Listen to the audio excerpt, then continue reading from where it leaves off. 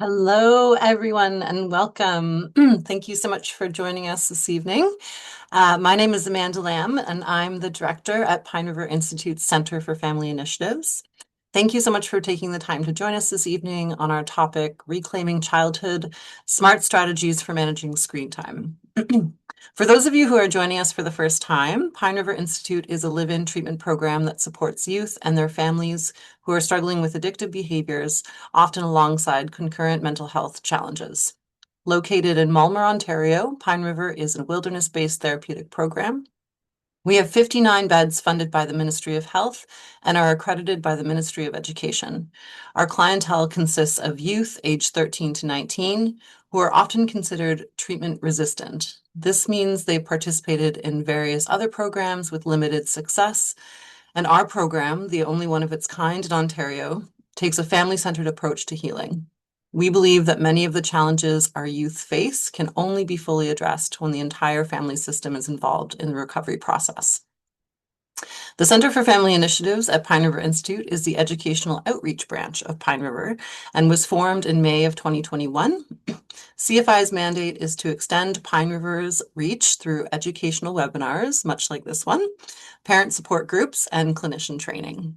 Our hope is that by reaching families and their youth early on, we can prevent severe mental health and addiction challenges and the need for intensive interventions. Just a reminder for those of you joining us tonight, we do have a Q&A session within this presentation. So please feel free to submit your questions using the Q&A function at the bottom of your screen at any time during the session. You'll also notice that this session is being recorded. You will remain anonymous, and your questions will also remain anonymous unless read out loud. So please feel free to share those. Now, I would like to introduce our guest speaker for the evening, Katherine Martinko. Katherine Martinko is a writer, editor, and author of Childhood Unplugged, right here, Practical Advice to Get Kids Off Screen and Find Balance. And I have been using this for my 6 and 10-year-olds at home. A speaker on behalf of the Jonathan Haidt's Anxious Generation campaign, she gives talks internationally about how to curb kids' screen time and reclaim childhood from devices. In her popular email newsletter, The Analog Family, and in monthly columns for Canada's Globe and Mail newspapers, she writes about how to fight tech takeover, embrace independence, tolerate boredom, and navigate FOMO, or fear of missing out for us old people. She makes regular appearances on national TV, radio stations, and podcasts. Please welcome Katherine Martinko.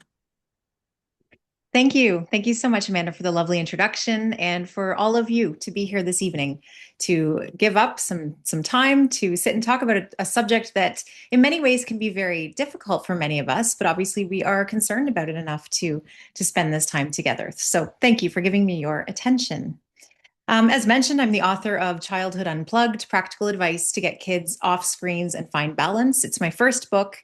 It came out just over 2 years ago, and I am working on my second book, which will be out at the end of this year. You can sort of see it, a work in progress on the wall behind me, all of the notes that I have posted there. I am a columnist for the Globe and Mail, as mentioned, and a speaker on behalf of Jonathan Haidt's Anxious Generation campaign. So over the past year, I have been traveling around Canada and the United States, speaking to hundreds, if not thousands of people. I was on 40 airplanes last year alone, a very busy schedule. So I have to say it's quite lovely to be doing this from the comfort of my home office on a cold and snowy evening. My interest in this topic of the effects of excessive screen time on child development are not just professional, they are personal too. I am a mother of 3 boys. They are ages 10, 14, and 16. So I like to tell you that I am in the trenches. I am having these same really challenging ongoing conversations with my kids. Just because I'm an author of a book on this topic doesn't mean that my kids are completely convinced that it's the greatest idea either. So I know what it's like to have kids who are pushing back, who are challenging the parental rules, but I'm also living proof. I'm practicing what I preach, and I know that it's absolutely possible to delay access to much of this technology. To be clear, one thing I like to say up front is that I'm not anti-tech. I'm not some kind of tech-hating Luddite who's going to tell you to get rid of your smartphone and your laptop and your Wi-Fi connection. Modern technology has in many ways enabled my entire career, and I think it's quite wonderful. However, there's a difference between using it as a tool versus using it as a toy. And I think it's important to teach our children the difference between that for them to develop a healthy respect for this very powerful technology that we do have in our lives now. So, my goals for this evening are to start by going over many of the problems associated with excessive screen time, to talk about the dangers and talk about the harms.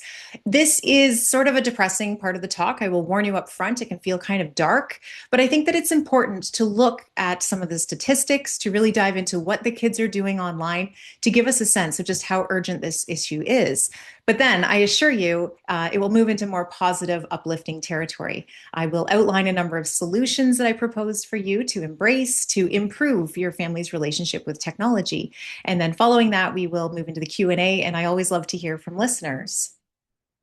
So, to start with the overview, I'm going to teach you this phrase called the Great Rewiring of Childhood. And it was coined by Dr. Jonathan Haidt in The Anxious Generation. And it does a very good job of describing a clearly documented transformation in the way that children spend their time. So, there are two parts to this great rewiring. The first part was kids. In the early 2000s, so maybe when many of us were young teenagers, we started spending more time watching TV, surfing the web, and gaming on desktop computers using a dial-up internet connection. This was not a bad thing. This greater connectivity initially brought people together and was a way to bridge significant geographic divides that in the past just were insurmountable. But then this connectivity rapidly accelerated after the 2010s with the arrival of smartphones, high-speed internet, Wi-Fi, portable devices, and also forward-facing cameras that made it really easy for kids to take selfies. And then with the advent of social media apps, those platforms proliferated. Kids began spending a lot more time online because it was so easy to do so. And then the second part of this great rewiring was a well-intentioned but disastrous shift toward keeping kids safe and restricting their autonomy in the real world. Now, this was instigated by parents, of course, who obviously were well-meaning and wanted to protect their children, but they were spooked by fear-mongering news stories about sexual predators and kidnappers, and they assumed that if they ever let their children go outside unattended, that would become their fate. And so as a result, there were fewer playmates for these children to meet up with whenever they went outside. And the indoor spaces became more appealing with the presence of so many more screens and screen-based entertainment. So another way to think about this is childhood shifted from being a play-based to a phone-based experience. And the fact is, the way in which many children spend their time now hardly resembles the way in which we grew up and the things that we used to do. And this is not a good thing. Free, imaginative, unsupervised play with other kids of mixed ages is crucial for child development. The small-scale challenges that children encounter over the course of play with other kids have been described as an inoculation that prepare children for the larger challenges they will face ahead. And if children are not exposed to these experiences, they often end up feeling woefully unprepared for adulthood and racked by anxiety. So we're going to take a look now at some of the screen statistics. These statistics come from a group called Common Sense Media, and they did a survey that found that the daily total entertainment screen use numbers for tweens between the ages of 8 and 12 are 5.5 hours a day on average. And for teenagers between the ages of 13 and 18, that's 8 hours and 40 minutes a day on their devices, 5 of which are dedicated to social media alone. Now, I want to draw your attention to the word entertainment. This is truly staggering when you stop to think about it. This is scrolling that is exclusively for pleasure. It does not include screen time that's used for school, that's used for homework, research, or any form of necessary communication with family. So this means that teens are spending more time scrolling on devices for fun than they are spending in school. It's probably more time than they're doing homework, that they're working a part-time job. It might even be more time than they're sleeping. So the fact is that scrolling for fun is the thing that teens are doing more than any other thing in their lives, which is pretty shocking when you really stop to think about it. In fact, 53% of teens say that they would rather lose their sense of smell than their smartphone. And they also say that their phones are more important to them than meeting up with friends or vacationing abroad. 64% of teens say they would prefer to suspend their voting rights than stop using social media. And on average, teenagers are receiving 237 notifications a day. This was another survey that was conducted by Common Sense Media. They found, though, that on the upper end of those numbers, there were some teens that were receiving as many as 5,000 notifications in a single 24-hour period. So I have trouble wrapping my head around that. I just don't think you can do much else with your life if you are spending every single second checking your phone. The younger kids are struggling as well. Census from last year showed that kids between the ages of 0 and 8 are spending on average 2.5 hours a day on screen-based media. Most of this time is spent watching TV and videos, followed by gaming. So gaming has surged in popularity since 2020, which coincided with the pandemic. Of course, many of us know that screen time habits got a lot worse during the pandemic. And a problem is that we haven't really reined that back in. We have not yet retreated to the baseline that we were at prior to that experience. Many children in this age group, 0 to 8, use screens for emotional regulation. So roughly 1 in 4 kids is using them to get through meals, and 1 in 5 kids is using them to fall asleep. So, what is it that the older kids are doing online? So, tweens and teens, these are generalizations, but boys tend to gravitate toward websites such as YouTube, Reddit, online multiplayer video games, and porn. And this is because these sorts of websites offer boys the agency building activities that they crave in the real world. So, these are things like exploring, competing, playing at war, and mastering skills. Except that when it happens in an exclusively online environment, many boys end up feeling increasingly isolated and lacking practical skills that they would otherwise develop if they were doing these things in reality. Girls, in the meantime, gravitate to social media platforms, so things like Instagram, TikTok, and Snapchat. And this is because girls are deeply affected by visual comparison.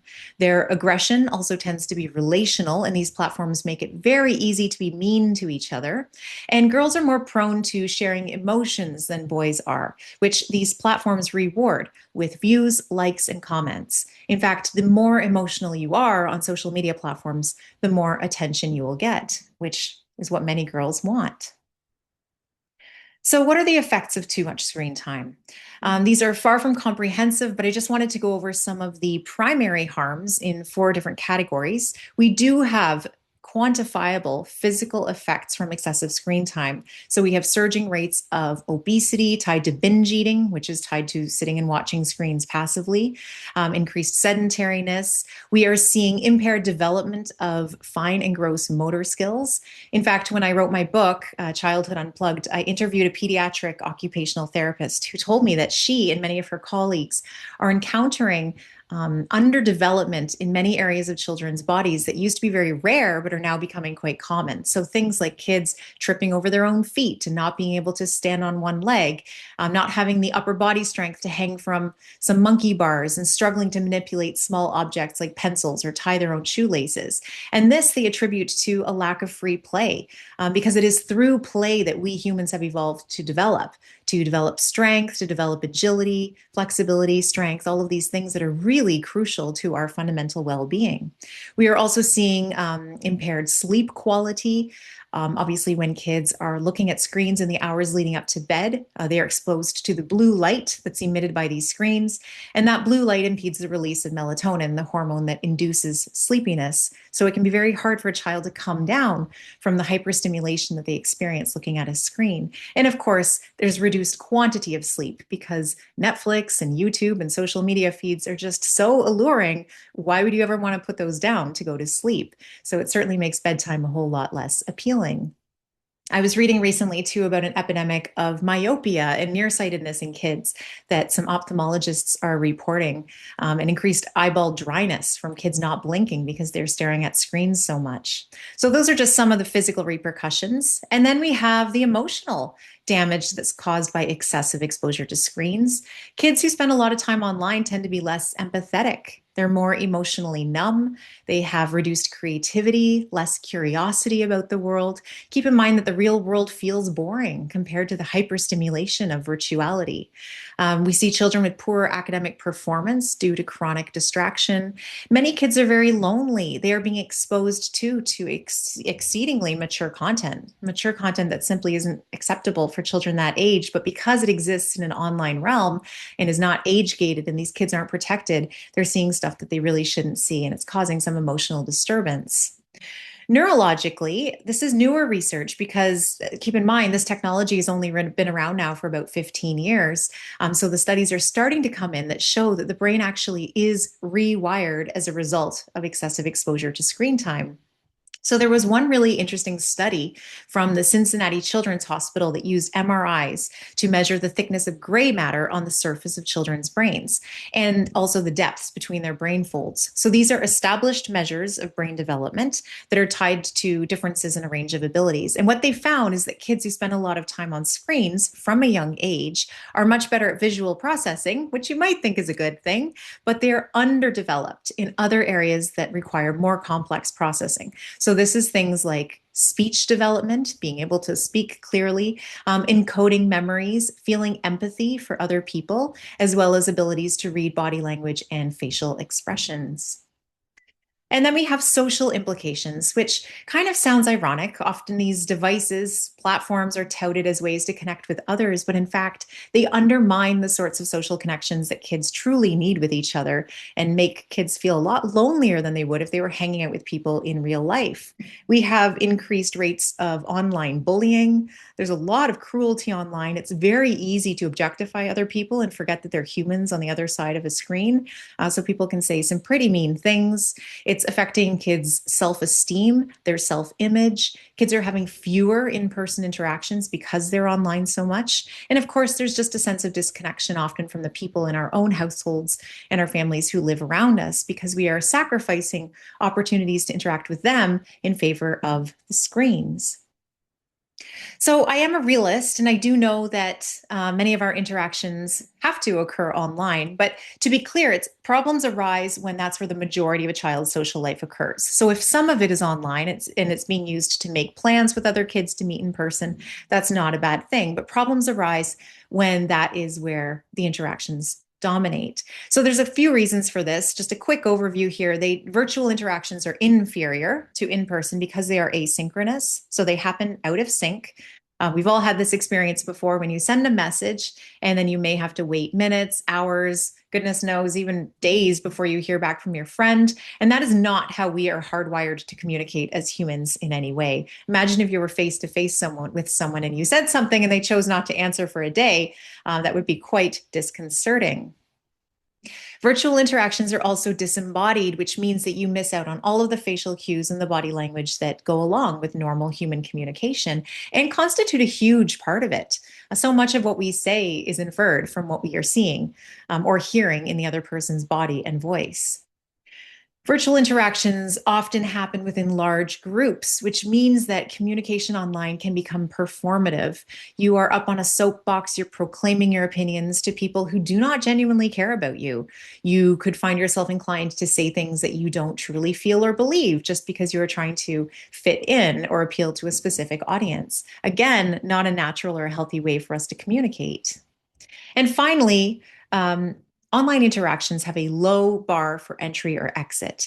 This means that there is a lack of incentive to treat people with kindness and to repair misunderstandings. So when you are online, it's very easy to rage quit a game, to delete a profile, to just ghost someone and never talk to them again. But you just cannot do that as easily in real life. The results of living in this world have been disastrous for our young people. Anxiety and depression rates have surged visibly over the past 10 to 15 years. We have seen self-harm rates surge. There has been a 500% increase in incidents of self-inflicted poisoning, cutting, strangling, and suffocation over the past 9 years. Suicide rates have surged 167% up for girls and 91% up for boys. And then we see hospital admissions for eating disorders have gone up ninefold in a decade, with many doctors citing the contagious influence of social media as a factor. And so I think that we can summarize this situation with this phrase, again, from Dr. Jonathan Haidt, that is so apt. He says, kids are overprotected in the real world and they are underprotected online. And it is time for us to turn that around. I believe too that the children want help. So this quote made a big impression on me the first time I read it. It's a young boy, 15 years old, who posted on Reddit that he has no hobbies, interests, goals, or ambitions. He wrote, "All I do is waste time on my phone." And closer to the end, he says, "I want to do all sorts of things, but I never do. My screen time is almost 11 hours a day, and I feel like crying myself to sleep. How do I stop this crippling addiction I have with my phone?" Now, I don't know who this boy is. I don't know his parents, but this breaks my heart because to me, this is a child who is crying out for help. He desperately needs his parents or whatever caregivers or adults are in his life to protect him from the siren song of these devices. It's too much to ask him to do that for himself. And by us, the adults, abdicating that responsibility and failing to create those guardrails for him, he is missing out on so many lessons and so many opportunities. And I think that we owe it to the children in our own lives to make sure that they never feel the way that this little boy does. And so that brings us to the big question, which is what can we do? And that I'm sure is what has brought all of you here tonight, and that I hope to help answer with some ideas of my own. Now, just to set it up a little bit, I do see this as a very complex and multi-layered situation. So we do have the high level changes that are required. So these are things like legislative changes. We need our lawmakers to set out to protect our children. It should not be all on us as the parents to do this. We need a higher age of internet adulthood, so something more like 16. So right now it's set to 13, which means that any kid who's 13 years old can sign over all of their personal data to a big tech company and give them access to all of this information about themselves. That's quite crazy when you think about it. 16 would be a more reasonable age. Ideally, it would be something like 18, which is when young people can start to sign legally binding contracts for everything else. Now, there are some precedents for this. You may have heard that Australia, just a few weeks ago, banned social media for any kid under the age of 16.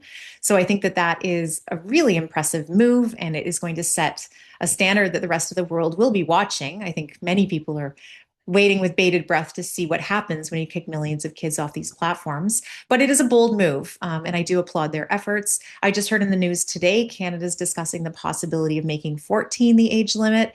I don't think that that's old enough. It's performative somewhat, I think, to up it from 13 and not make it 16, but at least it is a step in the right direction. So another example of a high level change that is required is digital age gating. I mentioned that, and also holding the tech companies accountable. So of course, the tech companies could redesign their products to be less addictive, less prone to compulsive use, but they have no incentive to do that because why would they? There's so much money on the line. And their business can just continue to grow if they do not make steps to protect young children. So there is a move toward litigation, towards suing these companies. Just a couple of years ago, a group of 5 different school boards in Ontario banded together to sue Meta for creating products that are impeding children's ability to focus in the classroom. I did some consultation for that, and I think that that's a great effort. It's certainly another part of this puzzle. And then we need school boards to implement phone bans that actually have teeth. I'm not a fan of Ontario's current phone ban. I don't consider it to be a ban because the children are not physically separated from their devices and can still carry them in their pockets, which does not really constitute a ban in my opinion.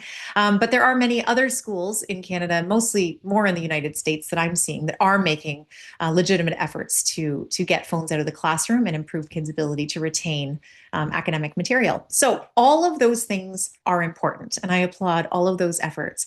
But then I see on the bottom level, the grassroots level, the foundational level, are the parents.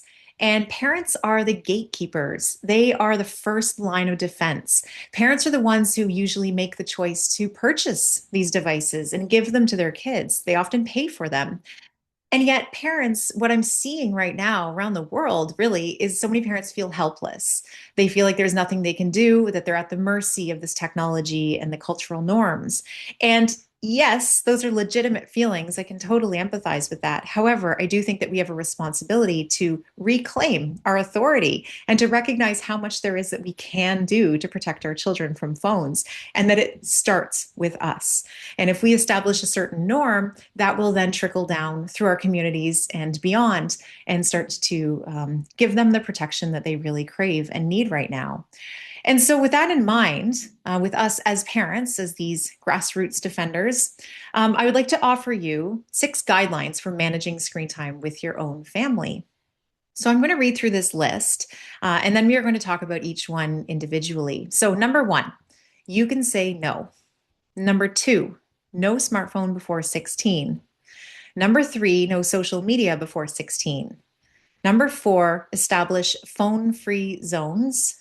Number 5, allow real world freedom. And number 6, no phones at school.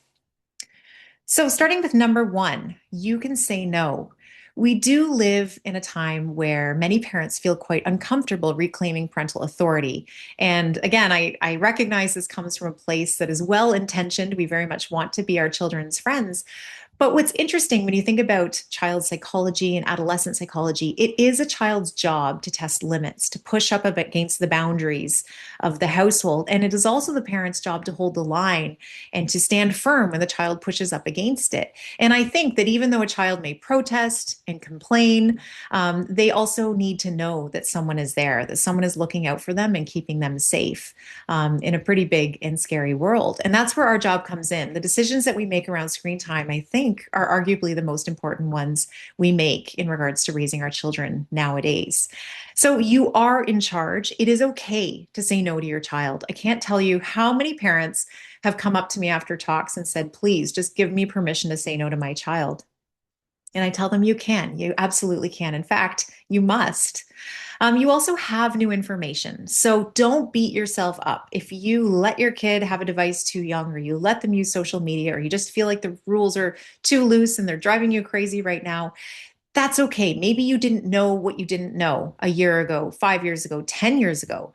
But you're now armed with new information. And what matters is that you go forward, that you leave a session like this and you start having those conversations with your kids, that you revisit the rules surrounding screen time in your home.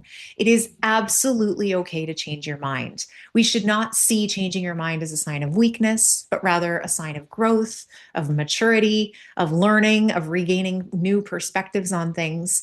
I think it's very bold and courageous, in fact, to walk back technology use that you may have introduced without realizing what the potential harms were. So keep that in mind. I really love this quote. It's from a family therapist named Dr. Becky Kennedy. Many of you may recognize her name. She's quite well known. And she said, think of yourself as a pilot who always has the right to return to base should the skies be more turbulent than expected. In fact, this is something the passengers would want the pilot to do, even if they seem annoyed in the moment. You are the pilot of your family plane. And here's a slightly more humorous take from Scott Galloway. He said, my job as their dad is to be their prefrontal cortex until it shows up. Now, Scott Galloway has 2 teenage boys, and I can certainly relate now that I live with 2 teenagers in my house that I'm still waiting for that prefrontal cortex to make an appearance one of these days. Now, part of being an authoritative figure in your child's life, a positive line holding force, is to be familiar with some of the official guidelines surrounding screen time. So interestingly, the Canadian Pediatric Society and the American Academy of Pediatrics only gives clear screen time rules up until around the age of 5. And after that, it's a free for all. Families are basically left to decide whatever they think would be the best thing for their kid. Babies and toddlers have the most prescribed guidelines, and interestingly, these are a lot stricter than many people might expect. So the rules say no screens before 24 months of age. Now, sometimes it says 18 months, but basically a year and a half to 2 years, a child should not see any screens at all. And included in this is secondhand screens, which you can think of as secondhand smoke. So in an ideal world, babies and toddlers would not even see the adults around them using screens at all, which I do find quite astonishing. The experts also say limited FaceTime. So it is okay to have FaceTime conversations with grandparents or, close friends, other relatives that live far away, but that should always be done in conjunction with a caregiver. So that's the next point here on this slide, that co-viewing screens is considered to be the best way to watch screen time. Again, this is quite counterintuitive because why do we give our kids screens? To babysit them. It often keeps them occupied while we are able to do other things. But that is against the official recommendations that we should always be sitting down to watch screens with our children if they are choosing to do so. Now, I will offer you a bit of happier news here that screen time exists sort of on a spectrum. Not all screen time is created equal. There are better forms of it than others. And so I wanted to give you a comparison here between two different types. So, good screen time would be story time. It would be something that tells a long story about people in a world with moral values or character development watched on a big screen with another person. So, as you can tell, that would be something like a family movie night. And what's interesting here, a couple things I'll draw your attention to. Watching on a big screen, so let's say a large screen TV in your living room, is much better for a child's brain than to give them a tablet or give them a phone. And it has to do with the level of neurological stimulation that occurs when they're holding the device just a couple inches away from their nose versus sitting on the other side of the room. They don't get quite as immersed, quite as drawn into it on the large screen as they do when they're holding it right up to their face. And also, if they're watching on a big TV, it becomes more of a communal activity. There's potential for someone else to join them, and it becomes less isolating for them. And then bad screen time, you probably guessed this was coming, is fragmented time, using a touchscreen device in isolation, watching short, amoral videos that have no character development at all, jumping around as soon as it gets boring. So, in other words, a kid watching YouTube shorts or TikTok reels, or even just an auto playing show on a small device is the worst form of screen time for them. It also makes your job a whole lot harder as a parent because when you think about how a little child's brain works, if they're watching a movie has a very clear narrative to it. It has a defined beginning, middle, and an end. And even a young brain can determine when it has wrapped up, what a conclusion looks like. Whereas if you give a kid auto playing videos, as soon as you take it away from them, their brain does not understand why it should be time to put it away and pick up their toys, have dinner, and go to bed. It makes no sense to them. And so they are much more inclined to have a temper tantrum in that situation. So you will make your life easier if you opt for the larger scope stories over the short thrill videos. Interestingly, too, passive screen time, so watching TVs or movies, is better for kids' sleep than interactive. So there was a study that looked at the sleep habits of over 2,000 children, and it found that it took only 30 minutes of tablet time to impede their quality of sleep, whereas it took 2 hours of watching TV to have the same effect. Now, I'm not condoning 2 hours of TV before bed, to be clear. But I just think that it's an interesting comparison when you put those two next to each other. 2 hours of TV versus 30 minutes of iPad time had the same effect on their brains. So my second rule, second guideline that I would recommend to you is certainly a controversial one. It might seem a little harder core than some, but I recommend holding out on giving your kid a smartphone until the age of 16. And this recommendation actually comes from Dr. Jean Twenge, who's a social psychology researcher at San Diego University and author of many books on this topic of technological effects on generations. She says that owning a smartphone should be on par with getting a driver's license in terms of the level of maturity that's required to operate one. So when you think about the harm that an individual can cause both to themselves and to others, either inadvertently or on purpose, behind the wheel of a car, she says it's similar to what a kid can do with a phone. So these are not toys. These are serious tools, and children need a certain degree of maturity in order to be able to operate one. She also points out that it's kind of silly that we don't set a minimum age for this. We are comfortable setting minimum ages for many other things that we know to be addictive, designed for compulsive use, thrilling. So things like buying alcohol and cigarettes and gambling, getting tattoos, skydiving. All of these different activities we have placed as a society minimum age requirements on them, recognizing that these are just for the average, that there will always be exceptions to this rule. But when it comes to smartphones, we just leave it up to parents to decide whenever they think their kid might be ready. And that's just not a very good way of approaching it. Jonathan Haidt in The Anxious Generation does say 14 is the minimum age at which you should give a child a smartphone. So that coincides with high school. Although, in a meeting that I had with him, private conversation once, he said he wished it was 16. He was just trying to be realistic, considering that many kids are getting their first phones around the age of 10, the age of 10 or 12, 10 or 12. Now, one thing that Dr. Jean Twenge says as well is that it should not just be a free for all when you give your child a smartphone at 16. So my oldest son turned 16 last summer, and so he got his first smartphone at that point. But my husband and I drafted up a very clear contract that outlines our expectations for his use of this phone, as well as clear consequences for its misuse. And we are the ones who own the phone. We have the password. He knows that we will conduct periodic spot checks at any point without forewarning.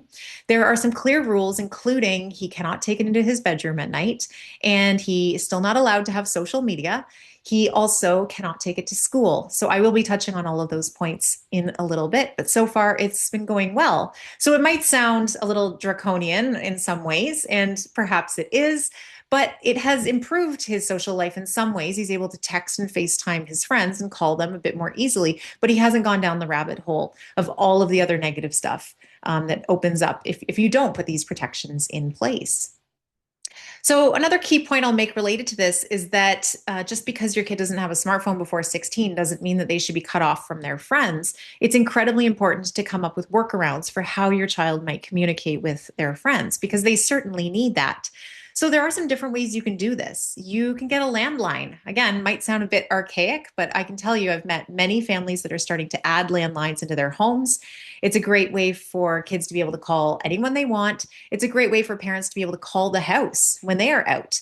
I do that all the time. I hear my kids calling their grandparents, their cousins, their aunts and uncles. It's quite delightful, actually, to overhear some of those conversations. You can also still allow kids to participate in text-based conversations with their friends using a desktop computer, a laptop, or an iPad. So it could sort of be a deactivated iPad that's not giving them access to all the other platforms, but maybe it just stays plugged into the wall next to the landline. And using, say, an Apple ID, they can still access iMessage and participate in their fair share of individual chats as well as group chats.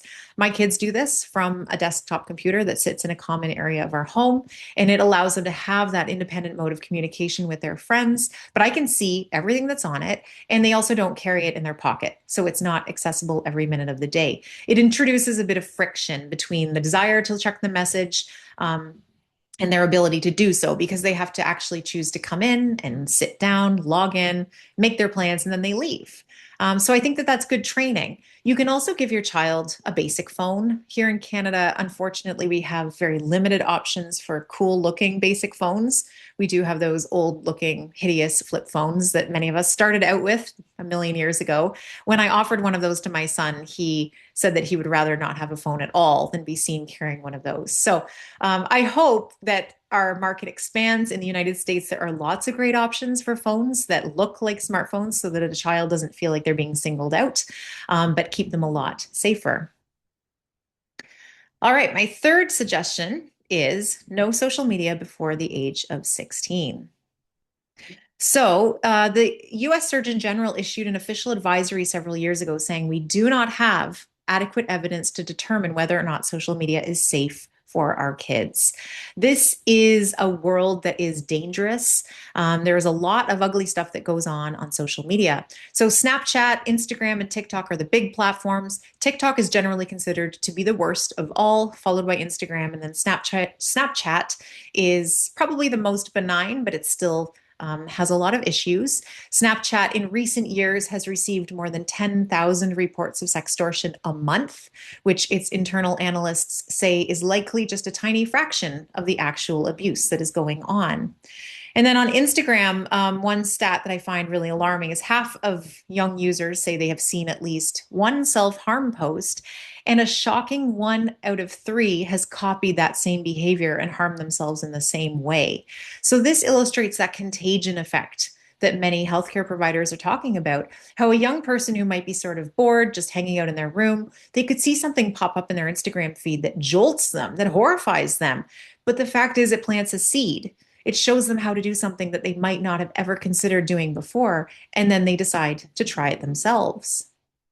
Furthermore, there is a whole new world of risk opening up right now with AI companions and chatbots. This is new territory for many of us.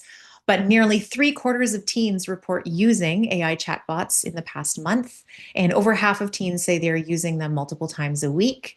Despite this, less than a third of parents are aware that their children are even doing this in the first place. These chatbots are not safe for kids. There are some ongoing investigations right now that are looking at how educational AI tutors, which you might think would be safe, have been giving kids recipes for fentanyl and mixing their own date rape drugs and offering dangerous dieting advice, pickup artistry advice. Others are engaging in graphic sexual descriptions with children and teens, including minors, and even providing detailed instructions for how to die by suicide. So these are tools that we definitely would like to avoid as much as we possibly can.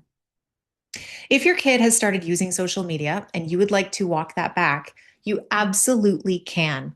Again, some wonderful sample scripts from Dr. Becky Kennedy here, who says you can sit your kid down and say, social media isn't an option right now. I know that's not what you want to hear. I know this makes your life harder in some ways, and I know we'll get through this. Or you can say, I've learned some new things about an app or a behavior, and I will be changing the phone rules. I know this is frustrating, and I know it's important for your safety. I get that it feels annoying and it will take some time to get used to. There's also a really great organization called Abstinence, APP, abstinence.org, that is helping a lot of young people get off of social media. So they have a 5-step program for sort of detoxing and detaching from that world. What's really interesting is that almost half of Gen Z wishes social media did not exist. So, this was a survey conducted last year of 1,000 American teens who were asked what they truly think about social media. Now, keep in mind that most are on it and using it for on average 5 hours a day. And yet, despite this chronic use, 43% would undo Snapchat and 47% would undo TikTok, meaning they would delete these platforms from the surface of the earth if they could. So, to me, this illustrates what's been described as a collective action problem that many young people feel trapped. They feel caught. They feel forced to use these platforms because that's where all of their friends are. So, if we, as their parents, can come up with alternatives and encourage them and some of their closest friends perhaps to shift their conversations off of the algorithmic based platforms onto safer alternatives, they could be a lot happier. So, my fourth suggestion now would be to establish screen free zones in your child's life. I think sometimes we lose perspective on what it's like to be a kid these days. Kids live in a world that's steeped with phone use. They see adults, teachers, friends on their devices all of the time. And yet, we need to give them opportunities to experience phonelessness and to normalize it. So, several places that I would suggest is first in the bedroom. So, this is also advice from Dr. Jean Twenge, the one who says no smartphone till 16. She says if there's one change you make in your life, let it be this one, that you never let your child take their phone into their bedroom at night. She says that this is because the presence of a phone, no matter how good your kid is, no matter how disciplined, how trustworthy they might be, the phone is too powerful a force and they will be tempted to look at it, and it disturbs quality and quantity of sleep. Hands down. Kids receive on average 12 notifications at night between midnight and 5 a.m. There will be a moment when they look at it and it will wake them up. Also, our judgment is poorest at night. Our self-control is at an all-time low, and that is when the poorest decisions are made. Much of the bullying, much of the sharing of images that is later regretted happens in the wee hours. Another reason that it's best just to keep the device out of the room to get rid of that temptation altogether. The same should go for video games. If you do have a child that plays video games, you don't want that happening in the privacy of a room behind closed doors. It's better to monitor how much they're playing, what they're playing.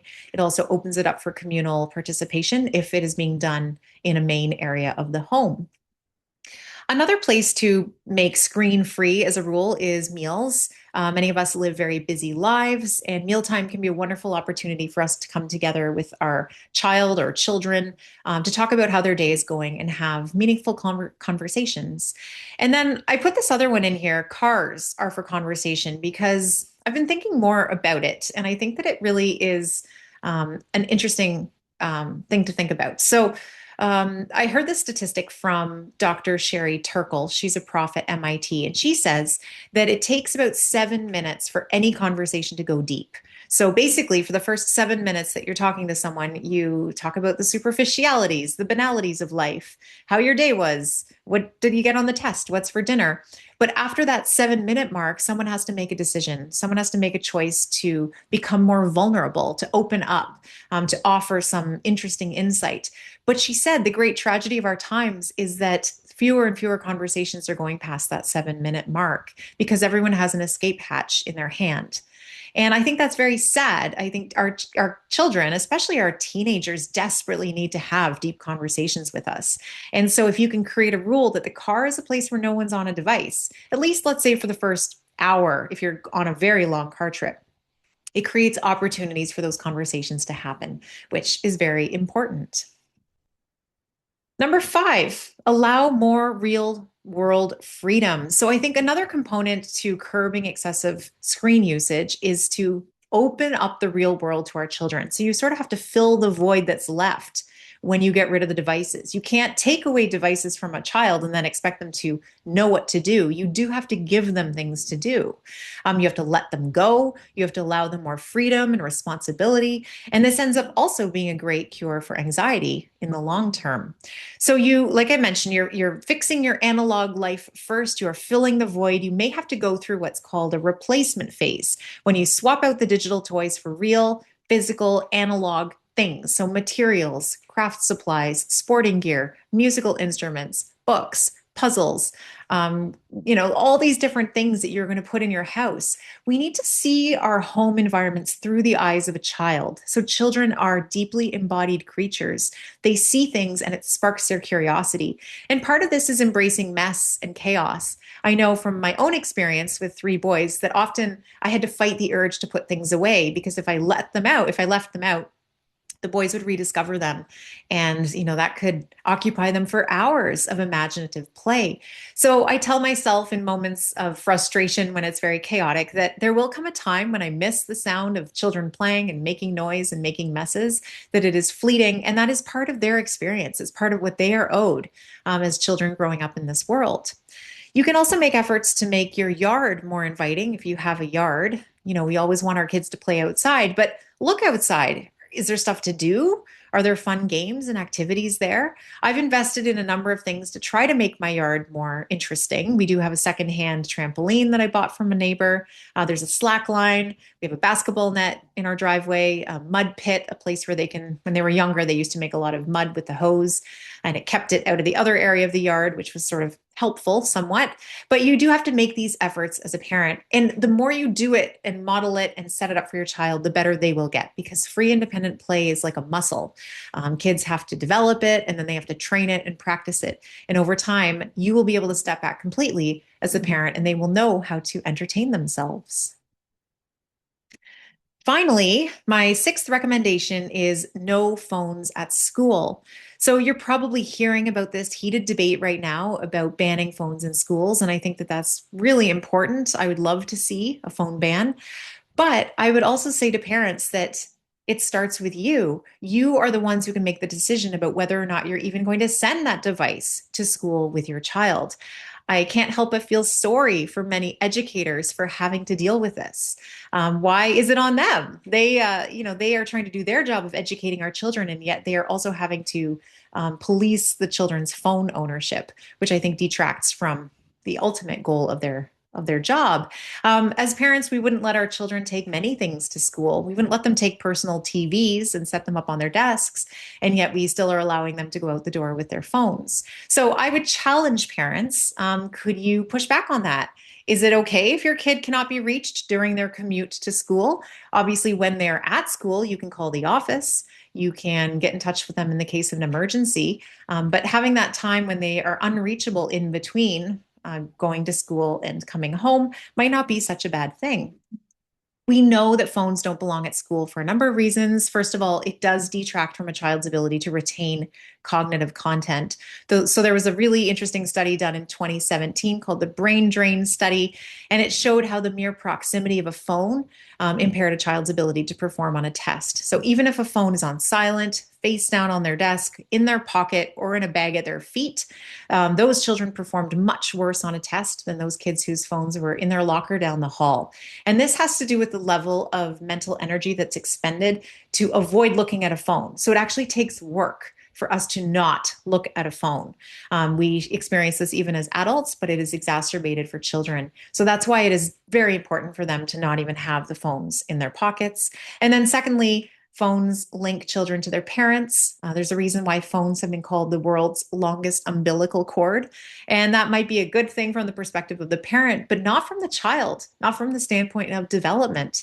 A teen needs to individuate from a child, preteens as well, younger kids too. They need to know that they are capable of making their own decisions and coping with social issues that might crop up over the course of the day and then fill you in at the end of the day. But during that time period, those 6 or 7 hours, they should be allowed the freedom to just be their own person.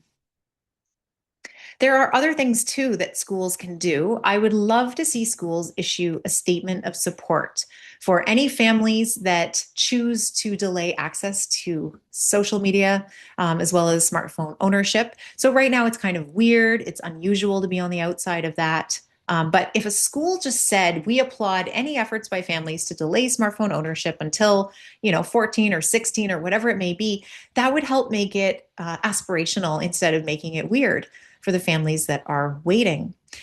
I would also like to see schools not use social media for vital communications. Now, I'm talking about communications for extracurricular groups, clubs, and teams.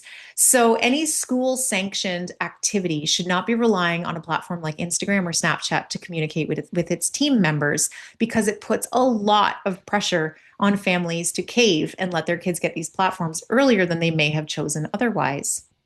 So I've run into this issue with my own son. He plays football at the high school, and there is an official WhatsApp group, and he's part of that. And then there's an unofficial Snapchat group, and he is not part of that because he's not allowed to be, because he doesn't have Snapchat. And he's complained about this for years. He's obviously one of the only kids on the football team who's not part of the Snapchat group. He tells me that the Snap group is way more fun than the WhatsApp group, and I certainly believe him. Maybe that's why he shouldn't be on it. But it would make it a lot easier if the school simply said there is no Snap group affiliated with the football team. Another thing I would love to see is schools cracking down on the use of QR codes in class, because again, that requires a smartphone to scan a QR code, and again, puts pressure on families to give their kids one and to send it to school in the first place.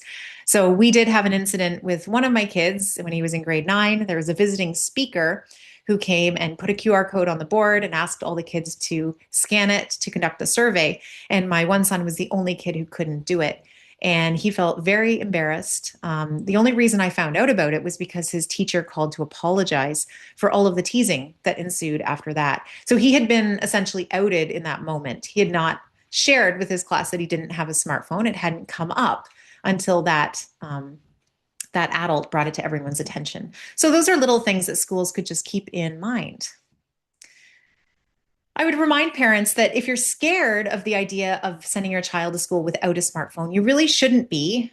We live at a time when the world is safer than it has ever been. And there's a fantastic statistic that says that if for some crazy reason you actually wanted your child to get kidnapped by a stranger, you would have to leave them outside unattended for an average of 750,000 years for them to get snatched in a stereotypical stranger in a white van scenario. So when you look at the stats, it's just not going to happen.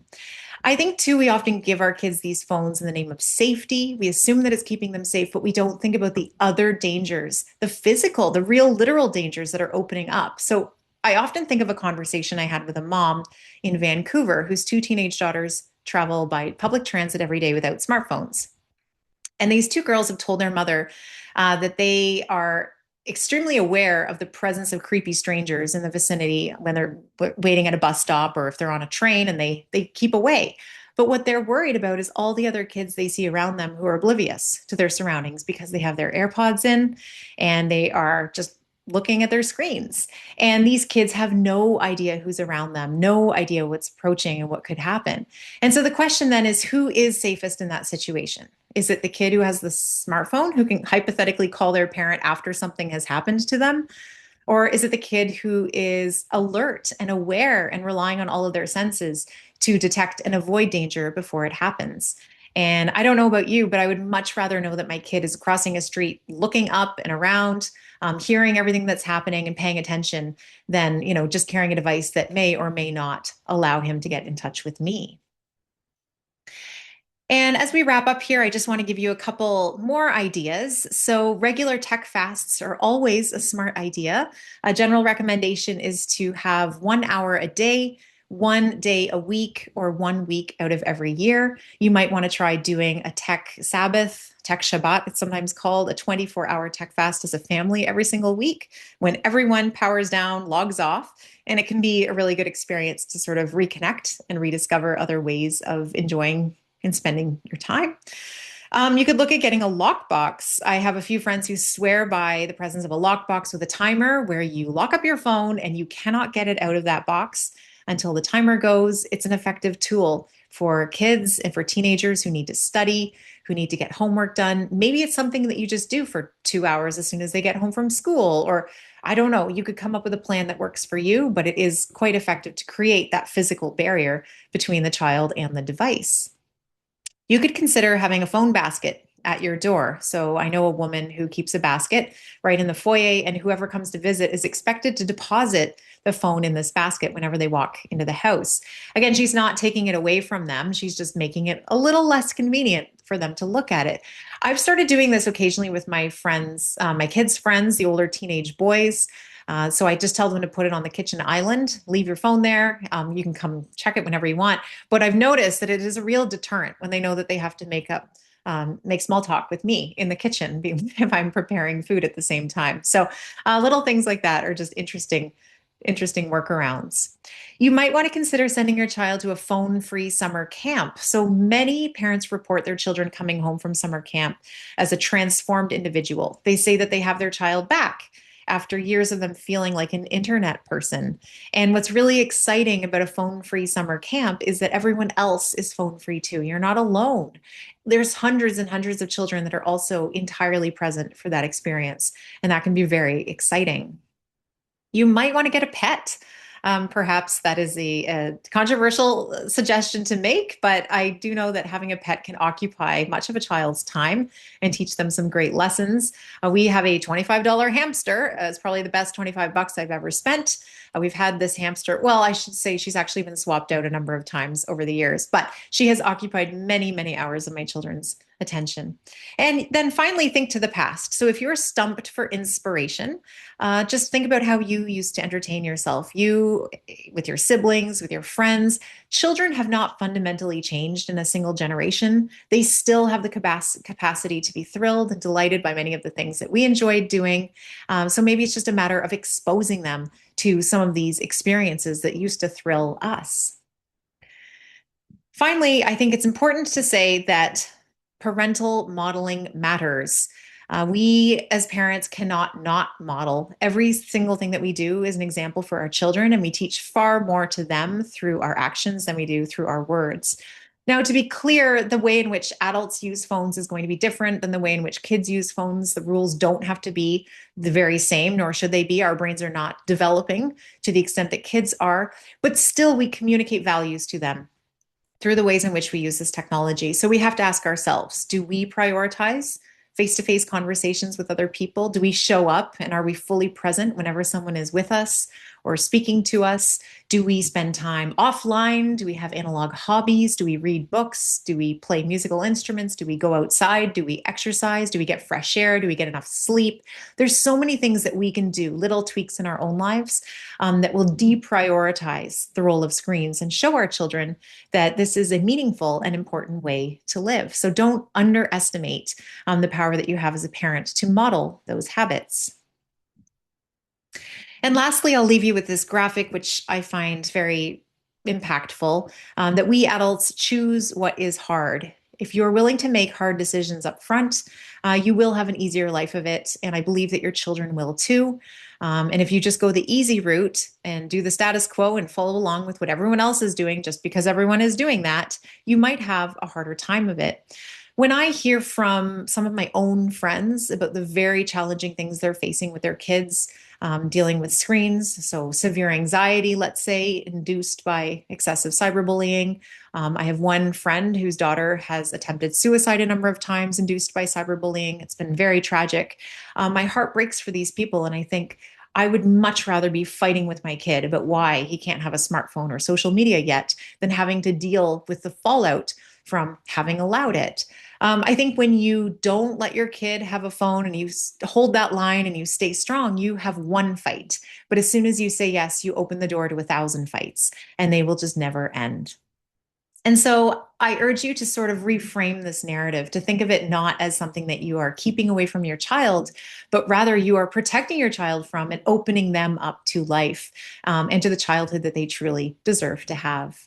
So that concludes my presentation. I thank you so much for listening. It was a pleasure speaking to you this evening, and I welcome any feedback, any thoughts, and anecdotes that you might want to share yourselves. Thank you so much, Catherine. Very validating to listen to you and your struggles with your children. I'm experiencing those at home as well, as I'm sure a lot of our parent audiences as well. We do have a few questions that have come in, and I'm just going to go kind of sequentially as I've gotten them. The first one is from a woman who says, my daughter listens to sleep stories on her phone in her room. Specifically, while she's sleeping, she has ADHD and has trouble, which causes trouble sleeping. So she uses these stories as a way to help her sleep. Is there an alternative to using these stories on her phone that you would suggest? Hi, yes. So I haven't been asked specifically about sleep stories, but I would say go old fashioned. Can you get a CD player or some like MP3 file on an old iPod? I was listening to Cal Newport talk about this recently. He's the author of Digital Minimalism and he has a great podcast called Deep Work. And one of his recent episodes was about how to let his child listen to music without giving him Spotify and an internet connected device. And there was some kind of iPod-ish. I can't remember what the name of it is. I'd have to look at the actual episode again. But he says you just upload MP3 files from a computer. It's very old school, like we did back in the early 2000s. But it is a solution. It's something that I would maybe look into doing because I wonder, like, it would be hard to resist the temptation to do other things on that device if she knows that there are other options available to her. But I'd check that out. I'd go retro. Mhm. Yeah, and I'm not sure if you've seen an amazing PSA that came out recently about a young boy in his room that's getting put to sleep and his dad comes in and says, "Okay, good night, buddy, but like just ignore, all the most amazing content you can find on the internet and ignore all these things." So really kind of illuminates the temptation is really hard for kids. That PSA I actually often included in my presentations because it's only a Okay. 1 minute YouTube video, but it's fantastic. It's from Smartphone Free Childhood USA. Highly recommend you to check it out because it does a great job of summarizing many of the problems that we're talking about. Yeah, great. Our next question is, what do you do if your kid is 17, so a little bit more mature, maybe a little bit more prefrontal cortex, and they're graduating, I'm assuming from high school and going off to secondary or going off to lead their life, and you see how addicted they are? Oh, well, that's hard. At 17, certainly your kid is on the brink of leaving, of maturity, of adulthood. And it's it's harder to instill good habits at that point because obviously your influence is waning as their parent, but it's never too late. I think that they're at a point now where they need to start taking more control. I would start having these conversations, maybe broach it more like, how do you feel about your time? How do you feel about the things that you're doing? Like when you think back on that quote I read to you about that 15-year-old boy, if your own child is feeling addicted, or if you're detecting addiction or addictive compulsive behaviors in the way that they're living, they probably are feeling that on some level too. So maybe they can't identify it as what it is, but you could help them invest in more high quality leisure activities. So there's a section in my book where I talk about setting goals with teenagers and talking to them about the kind of person they want to become and what do they actually want to achieve. And are there things that they would like to do with their time? And then breaking it down into really manageable chunks of what they have to do on a day-to-day basis, a weekly basis, a monthly basis to try to achieve that goal. So yes, more responsibility shifting from you to your child who's struggling with that addiction, but I would not stop having those conversations. I think that he needs you even more than ever at this point, even if you don't feel like you're quite as in control as you used to be. Mhm. Great answer. Another audience member says there's a tremendous amount of ostracization and bullying and isolation that exists in elementary schools as early as the age of 6 and 8 relating to the ownership of a phone. This is both rural and urban. What are your suggestions regarding addressing early childhood mental health issues that result from such a significant social struggle? Yeah, it is significant. I'm hearing it. Even my 10-year-old is talking about how all the kids in his class have a phone. I think it's even worse for girls. I was talking with my little niece just this week, and she's 10 in grade 5, and she's one of the only kids in her class without a phone. So it's hard. And I can tell you, like, I know this because I've lived this. It's hard to believe in a certain philosophy and then sort of impose it on your children. And your children are the ones who have to go out in the world and actually live it and be the ones on the front lines with their classmates. And yet to cave on something as significant as this because of that peer pressure really ends up harming your child, I think, even more than that social pressure can. I think of it as a philosophical thing. So families, for many reasons, will expect their children to behave differently than peers. So it could be for religious reasons. There are kids who have to dress differently because of religious adherence. There are kids who are vegetarian or vegan because their family, chooses not to eat certain foods. And that can be awkward. That can be embarrassing to always be the kid who has to say that.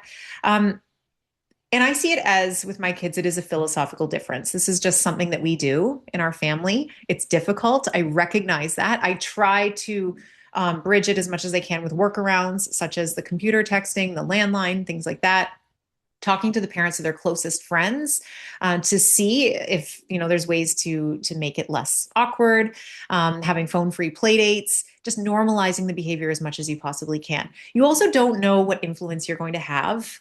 You can have a ripple effect within your community and not really know what people are absorbing and observing about what you do and what effect that might have. I would also talk to your children's teachers, talk to the school administrators, and try to get some help from higher up. I think that can help a lot. Hmm. Yeah, excellent.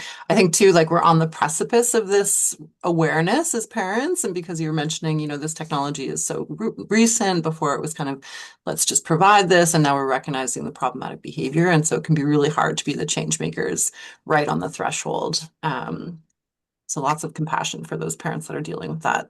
Mm-hmm. Another audience member says, what about when you're in a small house where there is not space to have computers and game systems in common spaces?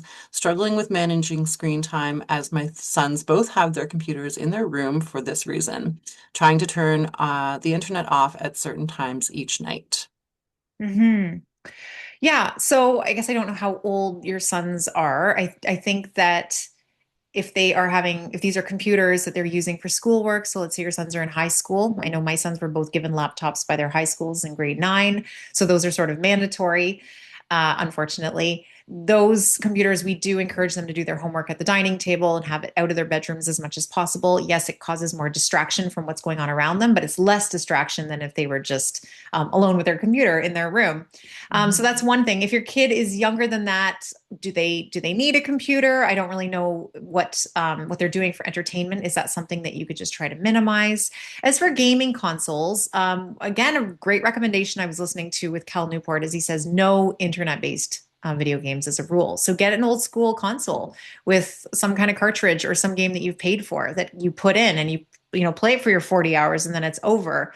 And there's no online chat with strangers. There's no trying to upsell you and buy things online. It doesn't degrade into a sort of inferior experience. It really separates the act of playing that computer game out from all of the other bad things. So that's one thing I might suggest doing if you can. I don't know if that really answers your question, but I recognize that that is a challenge. Mhm. Yeah, I have a lot of parents telling me I bought this really amazing system for my kids and put it in their room and now I never see them. And I think, well, yeah, of course you never see them. Something that I do with my kids, they're littler, but we just have one TV and it's like you have to share that time and that's building compromise and, conflict resolution and siblings are really great for distress tolerance. So that's kind of one of the things that we've done in our house. Hmm. Great. So another audience member says, while I believe strongly in parents having access to their kids' phone for safety, how do you get the buy-in from teenagers, especially 15 plus, regarding private conversations? I.e., what about a romantic relationship? How do you balance their privacy and them not hiding things with their safety? Hmm. I think at 15, I think as long as they're living under your roof, I mean, this is my opinion would be that they shouldn't be having a conversation that you can't see. I think that privacy, first of all, anything that's on a phone is not very private. That's not the place to be having private conversations. And if your kid really wants to have a private conversation with their boyfriend or their girlfriend, I mean, that's something they should be probably having face to face or during a phone conversation. It's not something you should be texting about because nothing really is truly private if it's being sent over a social media platform or a text platform.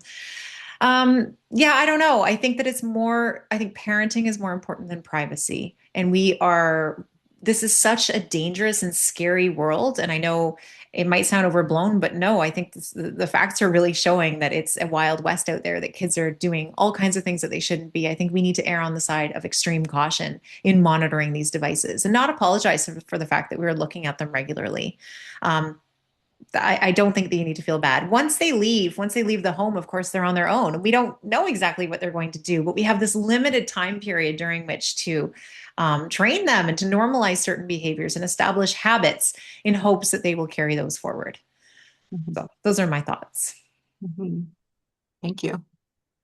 Another audience member just wanted to comment about the sleep stories. They have a solution or a possible solution. They said that their library has a Yoto, YOTO player that you can borrow along with lots of beloved children's stories. There's also an app, but you can just use the player separate from your phone. So thank you for that suggestion.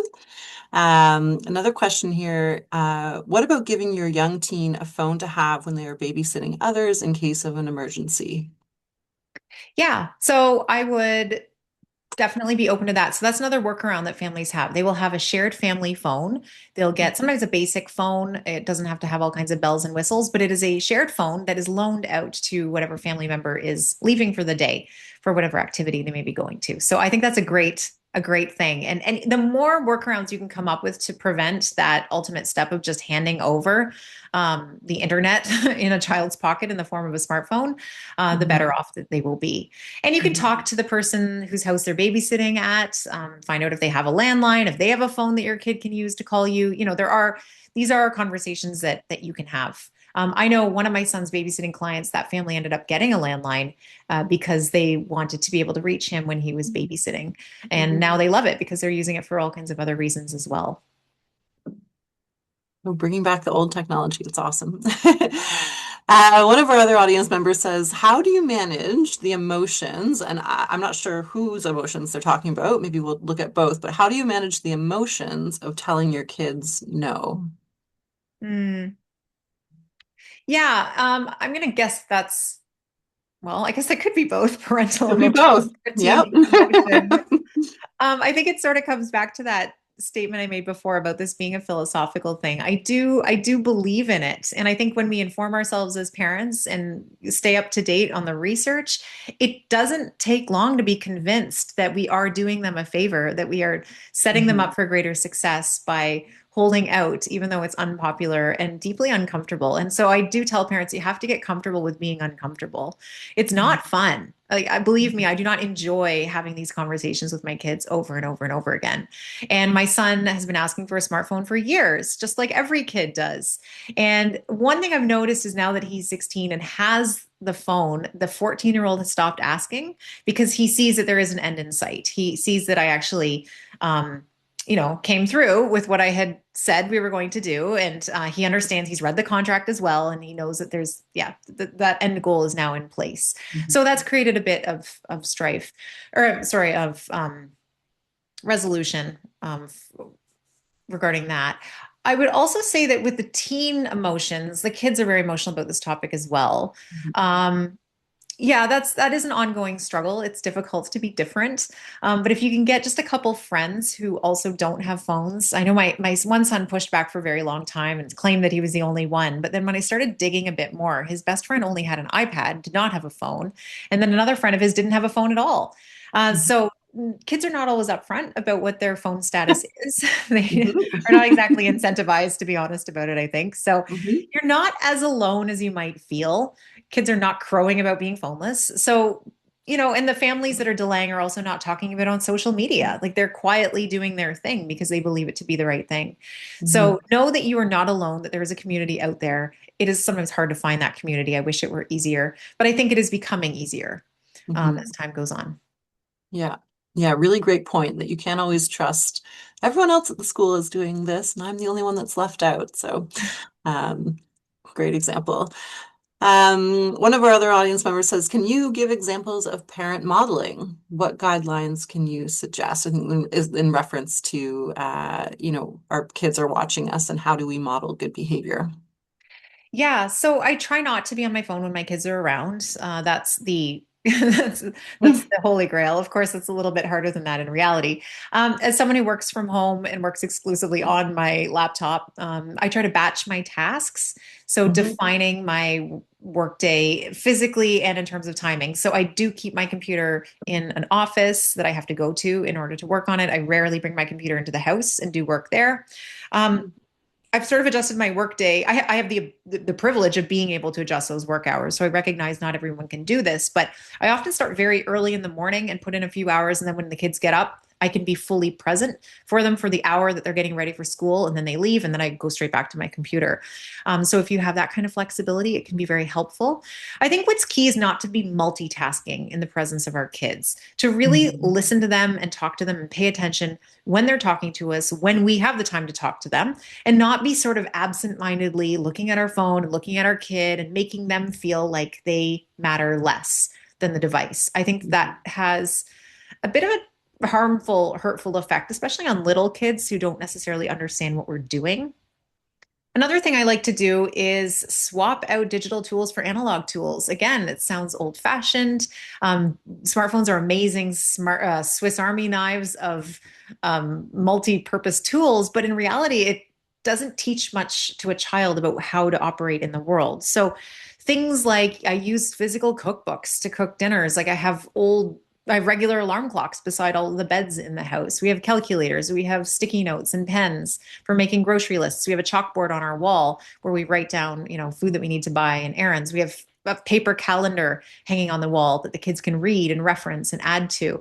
So a lot of these tasks sort of become more communal, more shared. They help kids make sense of the world and what it means to be an adult running a household instead of just always seeing the back of a phone, because we might feel like we're being organizers and planners and staying on top of everything, but they don't know that.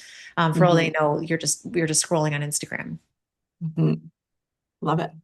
I just want to address, we are going to be sending the recording to everyone who registered. So I've got a lot of requests here for, can I please get the recording? Yes, you absolutely will.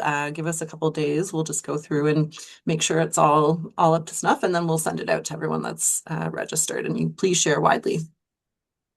Um, so maybe just a couple more questions. Is that okay, Yeah, of Catherine? Is that good for course. time? Yeah. Yeah, great. One woman says, my daughters are ages 5 and 8, and they have iPads that they used to watch kids' YouTube and Disney after school. We're trying to implement no screens when they first come home from school, but then the conversation seems forced and they're rushing through connection and just want to watch TV. Mm. Should they just be taken away completely, or just a weekend treat to watch for a limited amount of time? I have lots of thoughts there. So often it is not recommended to have standard screen time, like a set schedule of screen time. Like you could limit it, but if your child expects to get their 30 minutes or their hour every single day at the same time, it does create a sense of entitlement. And that can lead to fights and arguments. And if they don't get it, then they want twice as much the next day. And it's hard to resist that as a parent. And so screen time should be something that's saved for special occasions. So save it for those rainy days, those endless snow days that we seem to be having, at least in this area of Ontario. There's a time and place for it. I do recognize that. Maybe it's on a weekend, but again, you don't want it to just be on a standard schedule. As for whether or not to just get rid of it completely, I mean, I am pro getting rid of it completely. That would be my answer to you. I don't know what your situation is. It depends on the children's responses to it. Some kids can handle it sporadically now and then. Some kids just can't. One story I often think of is a friend of mine. His 9-year-old son was struggling with his tablet addiction, and his behavior would deteriorate when he'd been on it frequently. And so then the father would confiscate it and the behavior would improve, at which point he would ask for the tablet back and the father would give it to him because he was acting so much Mm. better. And this just started this horrible cycle. And then eventually it got so bad, the father grew frustrated, and the two of them went out into the backyard with a hammer, and the little boy smashed his own iPad. And it was this very dramatic, they called it the smashing ceremony. He participated in his iPad's destruction. And the amazing thing is that this was a year ago, a year and a half ago. He's never asked for the iPad back because he knows it doesn't exist. He saw it get destroyed. So I think in certain situations, especially if compulsive use is an issue, I don't know if that's what you're talking about, but it might be helpful information for others. Having a dramatic finish to close off a chapter of tech use can help a kid to just detach from that device because it's quite symbolic to smash it. I know you would do that with other forms of addiction that you're fighting, but I sometimes think about that. So, and if they do need screen time for some reason, needs not the right word, but if you're wanting to allow them some screen time, I would say watching a movie together on a TV would probably be preferable to handing over the iPads. Mhm. Great. Yeah, and I loved your example in the presentation too of kind of doing a detox, whether it was sending them to a camp or doing something where they're in a community. I don't know if 5 and 8-year-olds are quite ready for that, but great ideas as well. That actually, if I can just interrupt quickly, that reminds me Yeah. of the one thing I was going to say. I forgot there. It generally experts say it takes 4 weeks to get screen time out of a child's system. Okay. So this is research from Dr. Victoria Dunkley. She's a psychiatrist in Los Angeles who works with kids who experience severe tech addiction, and she says that no child, in her opinion, should be diagnosed with any sort of behavioral disorder until they've had a minimum of a 5 week or 4 week complete tech fast. So Mhm. that's technology everywhere, both in the home, at friends' houses, and at school. You obviously need a whole team of people to be on board to make that happen. But the point is, it takes that long to get it out of the system to sort of come back down to that natural baseline, and for a Mhm. child to rediscover their real personality, because often our personalities are altered by excessive screen time from a young age. So something to keep in mind if you're feeling discouraged by your children's seeming lack of ability to play and engage and have fun. It does take time. You just have to put in the time, and it will come. Kids are marvelously adept at not remaining bored because that's an uncomfortable state to inhabit. They need to move beyond it, and they do. Yeah, absolutely. Maybe our last question here, I'll just say, in your opinion, are iPads as dangerous as an iPhone? Oh, not in the sense that, they're not as portable. I think that's sort of the main difference that I would say. An iPad, you can't slide it into your pocket quite as easily. You're not going to pull it out when you're standing in a line, when you're sitting on the toilet, like any kind of situation where you might pull out a phone. It's not quite as conducive to an iPad just because of its size. But in terms of what it can do, the capability is the same. So, in that sense, it is just as risky. It still can support social media apps. You can still take photos, kids are texting, communicating with people online that they really shouldn't be. And it's still designed for compulsive use. It's still interactive, which sucks a child in even more. So, in that sense, it is not desirable. I don't know how you're using it necessarily, but if it's just being kept for, text-based messaging or something like that in a permanent location in your home, it's less risky in that sense. But yeah, often iPads are seen as being somewhat benign. They're sort of a diaper bag staple these days. People hand them over without thinking, but we should be concerned about them as well. Mhm. Yeah, I liked how you talked earlier about that lack of supervision online versus the heavy supervision in real life and needing to kind of switch those two. And it's a great point as well. Mhm. Well, thank you so much, Catherine. And thank you all for coming. I have your book here. Do go and pick this up. It's a wonderful read. And all those times where we're thinking like, what did she say? And what is the thing I think I have to do? You can just easily go back and flip to this and keep it in your desk and share it with your co-parent because sometimes they need the information too, or people in your community if they're just wondering, like, how do you get your kids off screens? Share this widely. And thank you so much, Catherine, for being here tonight and for sharing your research and your personal take on this. I think it's so impactful when you hear that you're just doing this at home with your kids as well. Good. Well, thank you so much for inviting me to speak. It was a pleasure.